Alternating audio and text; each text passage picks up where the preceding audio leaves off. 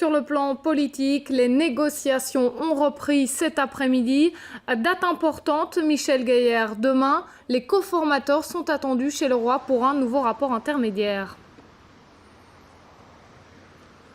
Oui Marine, un rapport intermédiaire, mais un rapport particulièrement important car il s'agira pour les deux coformateurs, Chris Peeters et Charles Michel, de présenter les lignes budgétaires, le cadre budgétaire de ce gouvernement dit suédois qu'ils ont été chargés de former. Or, on sait que le budget, c'est finalement l'ossature, le cadre dans lequel devra travailler le gouvernement.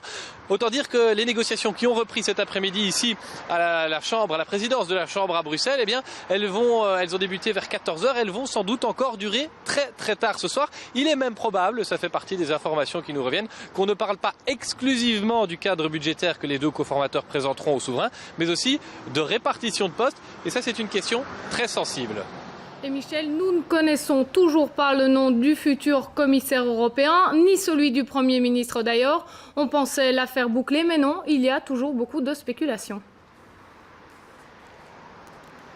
Et oui, car lors de ces négociations, il y a des drames qui se jouent, il y a des carrières qui se font et qui se défont. Et si l'on pensait depuis un moment qu'effectivement il y avait un accord pour que éventuellement Didier Reynders, ministre des Affaires étrangères, qui a l'expérience des sommets européens, devienne commissaire européen et pour que Chris Peeters, ex-ministre président flamand, devienne Premier ministre, eh bien depuis quelques heures ou quelques minutes, toutes ces informations ne sont plus confirmées.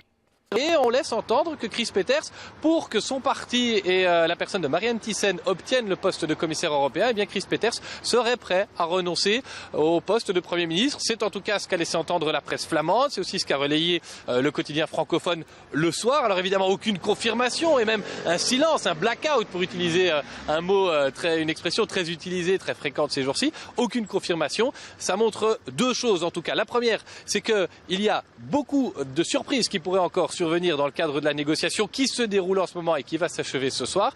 La seconde chose qu'il ne faut pas perdre de vue et qui est démontrée aussi par ces rumeurs, c'est qu'en politique, il y a comme un petit jeu de poker. On donne, on retire, mais on ne sait jamais exactement ce que veut l'autre. Une certitude tout de même. Le commissaire européen doit être connu du président de la Commission européenne pour demain matin, car celui-ci a rendez-vous, on ne sait pas encore qui c'est, avec Jean-Claude Juncker à 11 h, alors que les deux coformateurs iront chez le roi à 10 h 30.